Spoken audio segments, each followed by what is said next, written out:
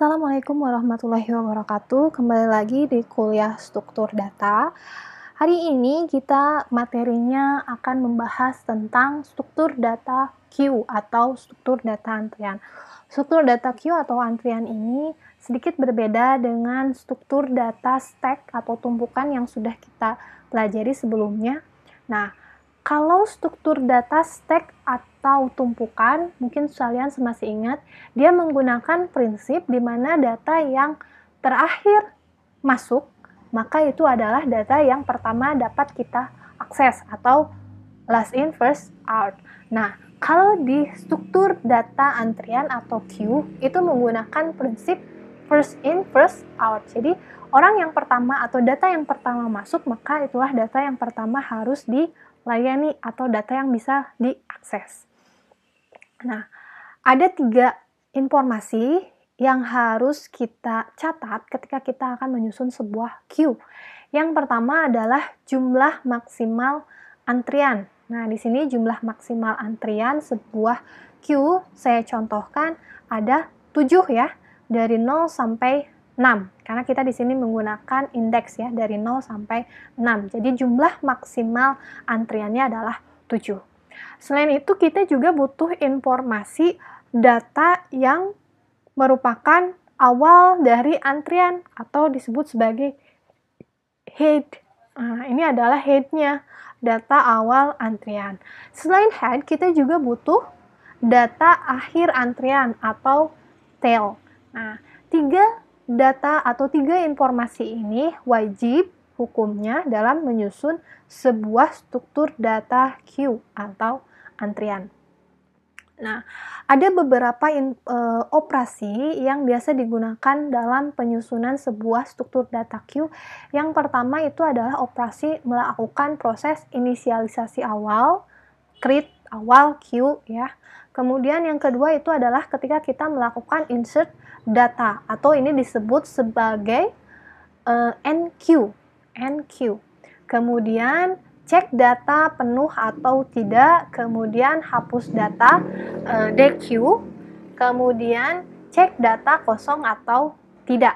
Nah, ini adalah operasi umum yang digunakan dalam struktur data queue.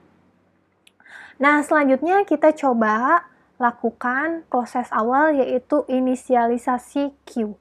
Tadi 3 informasi yang harus ada dalam queue itu yang pertama adalah apa? Jumlah maksimal antriannya. Di sini jumlah maksimal antriannya ada 7, maka kita define, misalkan define max size-nya adalah 7. Oke.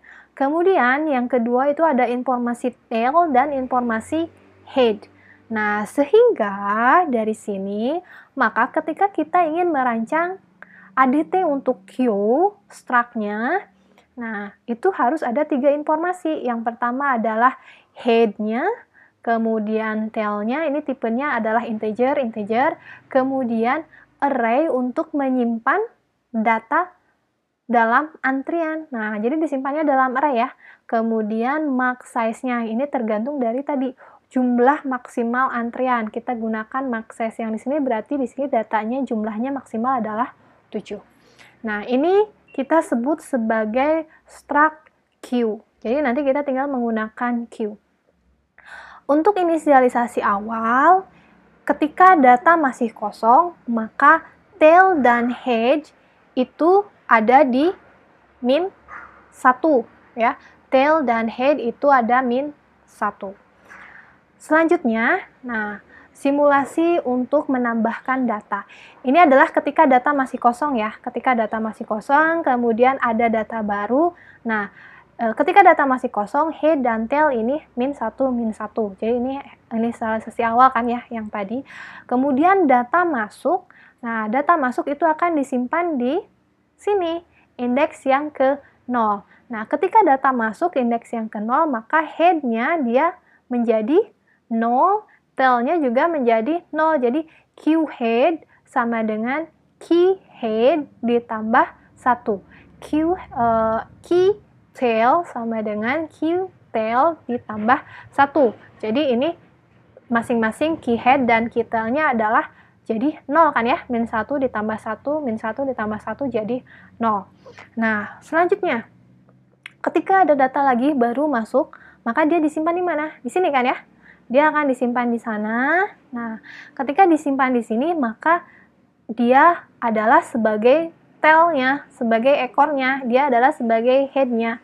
Nah, maka yang tadi itu, kalau tadi itu kan ditambah 1 saja, ternyata jika Q head sama dengan min 1, maka Q head-nya sama dengan Q head ditambah 1. Tapi jika Q head-nya, ini else-nya ya, jika Q head-nya tidak min 1, maka Q head-nya ini akan tetap ketika data ini masuk, Q head-nya tetap kan di 0. Yang ditambah hanya Q-tail-nya saja, sehingga di sini ada jika ada syarat Q head-nya min 1, maka Q head-nya juga ditambah. Tapi kalau Q head-nya bukan min 1, maka ketika kita menambah data, Q head ini tidak akan berubah. Jadi dia tetap di sana, yang berubah hanya Q-tail-nya saja. Jadi Q-tail sama dengan Q-tail ditambah 1. Nah, ini kemudian masuk lagi data, sama ya, Q-tail-nya ditambah 1, masuk lagi, Q-tail-nya tambah lagi 1, masuk lagi, Q-tail-nya tambah lagi 1, masuk lagi, terus Q-tail-nya tambah 1, masuk lagi. Nah, ini adalah suatu kondisi semua data sudah masuk. Jadi ketika ada data baru masuk, maka tidak bisa masuk, ya kan? Nah, oleh sebab itu, sebelum kita melakukan operasi yang tadi, yang ini, apakah key head-nya sama dengan min 1 dan sebagainya, kita periksa dulu apakah Q kita yang tadi ini, dia adalah full atau tidak, apakah dia itu penuh atau tidak, gitu kan. Nah, is full, ini adalah suatu fungsi, nanti kita bahas. Jika 0, nah artinya dia tidak penuh, maka kita bisa isi menggunakan yang tadi. Bagaimana tracking menggunakan yang tadi sudah dijelaskan kan sebelumnya. Jika key head sama dengan min 1, maka key head-nya ditambah 1. Tapi kalau tidak, hanya key tail-nya saja yang nambah. Key head-nya tetap, ya kan? Nah, else artinya berarti ini key tail-nya, Q-nya ini tidak memenuhi syarat yang ini, else-nya. Maka tidak bisa masuk, ya, karena data sudah penuh. Jadi ini data yang baru ini tidak bisa masuk. Nah, data baru tidak bisa masuk. Berarti data sudah penuh. Nah, kalau data sudah penuh, misalkan, oke, sekarang kita akan menghapus. Menghapus itu tadi sesuai dengan prinsipnya first in, last out. Yang pertama masuk itu kan data yang ini ya, yang tadi. Kalau ini kan yang terakhir masuk. Ini adalah yang data yang pertama masuk. Maka yang pertama dihapus itu yang ada ditunjuk oleh head, ya kan? Nah, yang merah ini ditunjuk oleh head, dia akan dihapus. Nah, jadi kemudian nanti head-nya akan pindah ke sini. Jadi ketika menghapus lagi berarti data yang ini akan dihapus, seperti itu. Nah, selanjutnya ketika ada data baru, nah, di sini bisa nggak masuk? Bisa ya. Ini masih kosong nih. Antrian kita masih kosong kan tadi max size-nya, jumlah maksimal data yang bisa masuk ke dalam antrian kita kan 7. Sekarang kan kita cuma punya 6. Berarti kita masih bisa memasukkan data yang ini. Masuknya kemana? Ya ke sini. Boleh ya? Nah, kita masuk ke sini. Kita masukkan ke sini. Jadi nanti tail-nya adalah dia. Ya. Nah, kalau yang tadi, tail-nya itu kan tambah 1, sedangkan tadi awalnya tail-nya ada di 6. Nah, sekarang tail-nya harus di 0. Bagaimana caranya? Nah, caranya adalah kita menggunakan fungsi modulo. Jadi, key tail-nya ini, ya, key tail-nya ini, key tail yang terakhir ini, yang 0 ini, adalah key tail yang awal ditambah 1. Jadi, misalkan ini 6 ditambah 1, berapa? 7, modulo max size-nya adalah 7. Modulo itu apa sih? Modulo itu adalah sisa pembagian. Jadi nanti 6 ditambah 1 sama dengan 7, modulo 7. Jadi 7 dibagi 7 sisanya berapa? 0. Nah, maka key tail-nya itu adalah 0. Nah, gitu ya. Jadi nanti juga sama kalau misalkan di sini key tail-nya 2, kemudian ketiga 2 tambah 1, 3. 3 dibagi 7 sisanya berapa? 3-nya 3, gitu. gitu. Oke, jadi nanti kita akan ganti yang ini untuk KeyTel tambah satunya diganti dengan KeyTel tambah 1 modulo max size. Nah, yang ininya ya. Nah, ini KeyTel tambah 1 modulo max size. Ini adalah simulasi untuk menambahkan data.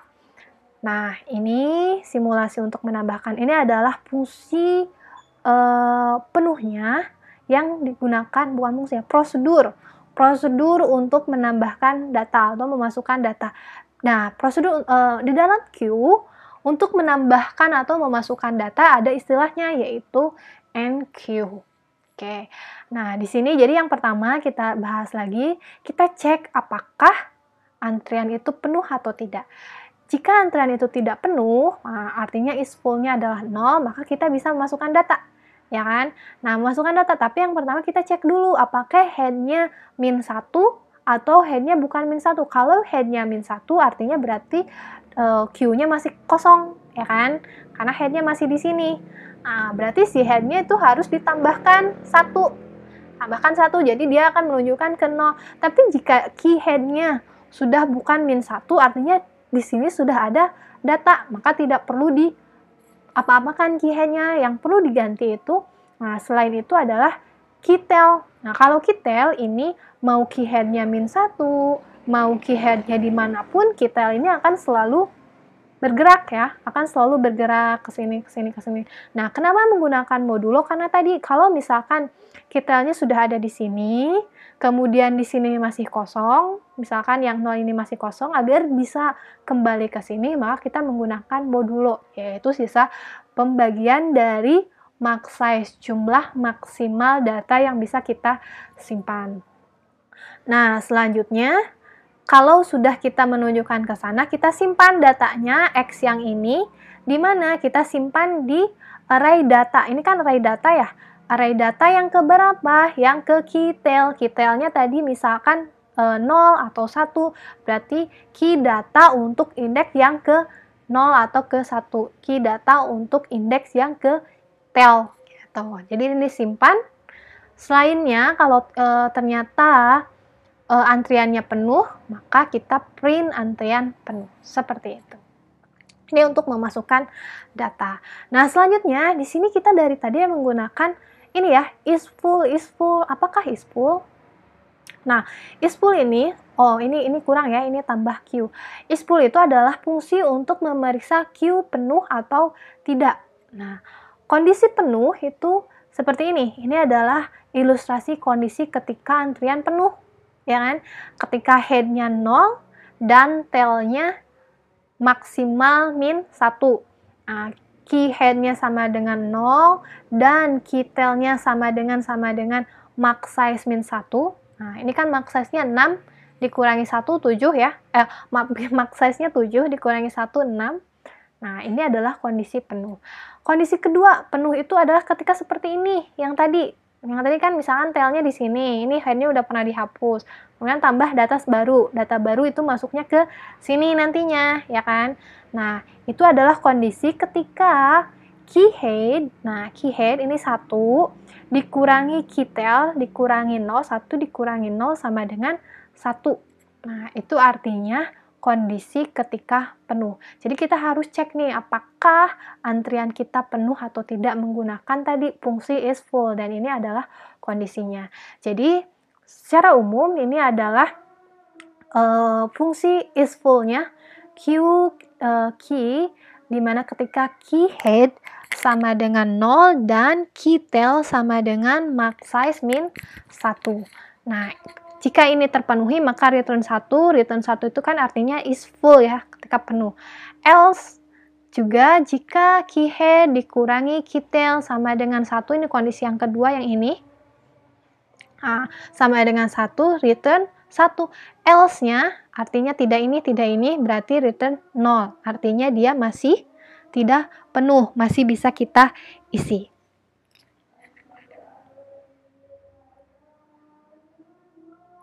Oke, kita sudah membahas tadi operasi untuk melakukan inisialisasi. Sudah oke ya?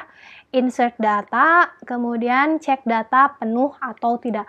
Selanjutnya kita akan membahas tentang bagaimana melakukan penghapusan data di struktur data Q ini. Nah, untuk menghapus data, nah ini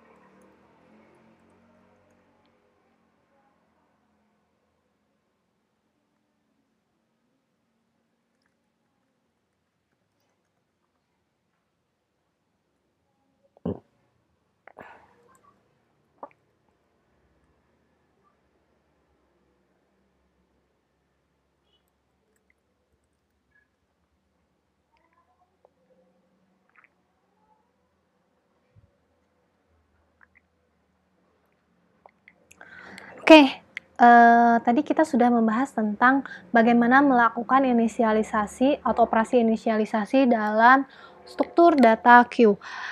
Oke, sudah oke ya. Kemudian operasi melakukan insert data juga sudah oke.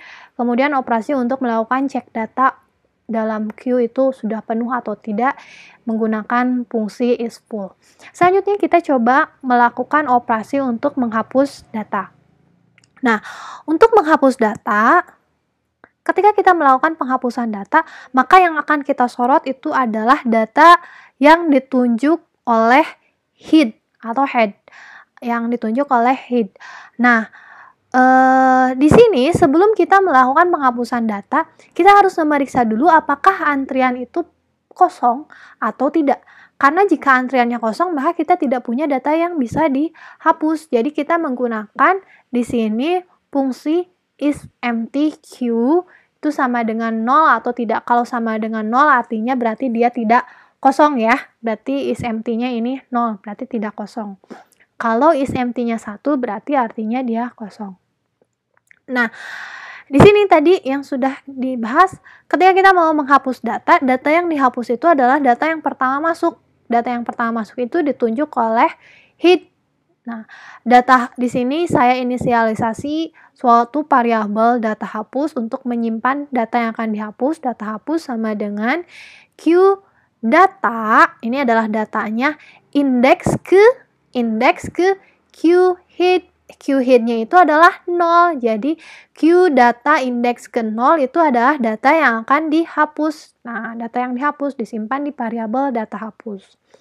Selanjutnya, Q head, ketika data dihapus, Q head-nya berpindah menjadi ke indeks selanjutnya. Jadi ini adalah data yang paling lama atau yang pertama masuk dibandingkan dengan data yang lainnya. Jadi Q head sama dengan Q head ditambah 1.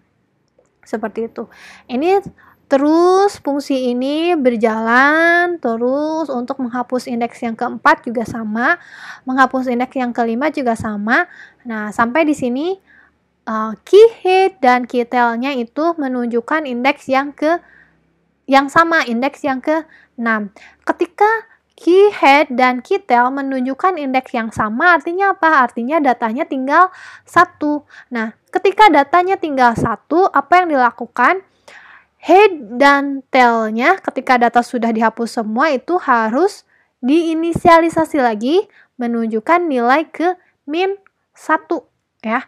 Nah, jadi di sini ketika key head dan key tail-nya atau ketika key head dan key tail-nya itu sama tadi di sini ya, sama,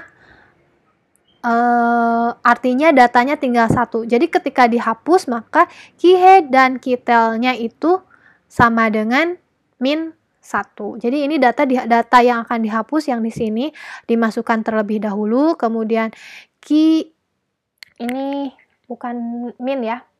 Ini adalah sebentar. Ini adalah key data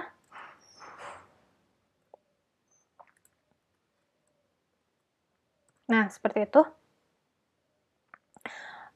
Key data untuk key head sama dengan 0. Nah, maka di sini tadi ada pemeriksaan dulu. Jika key head sama dengan key tail, artinya jika datanya memang cuma tinggal satu-satunya lagi.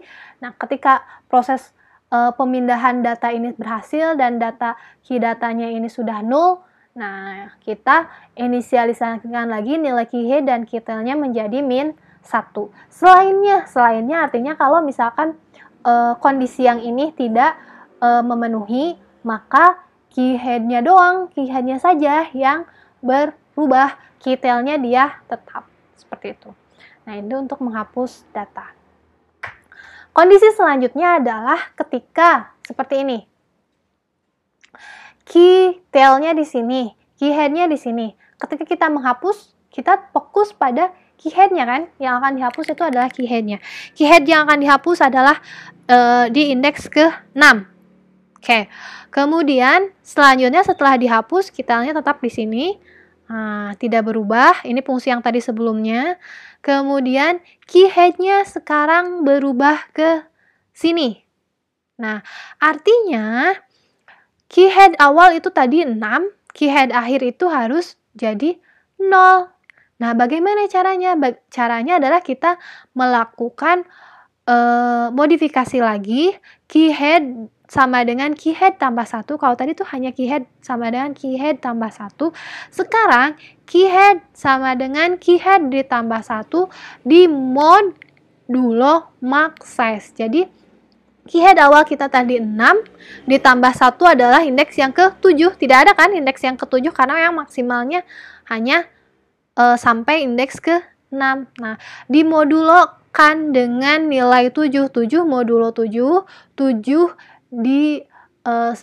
kalau dibagi 7 sisa pembaginya adalah 0. Nah, makanya ini hasilnya adalah key head-nya sama dengan 0. Jadi nanti indeksnya menunjukkan ke 0. Seperti itu. Key head sama dengan key head plus 1 modulo max size. Nah, seperti itu. Nah, ini else yang tadi ya. Jika datanya tidak kosong, maka dia bisa dihapus. Tapi jika is empty-nya bernilai 1, maka dia datanya kosong, jadi harus dihapus. Nah, ini is empty-nya seperti ini. Is empty-nya adalah Q.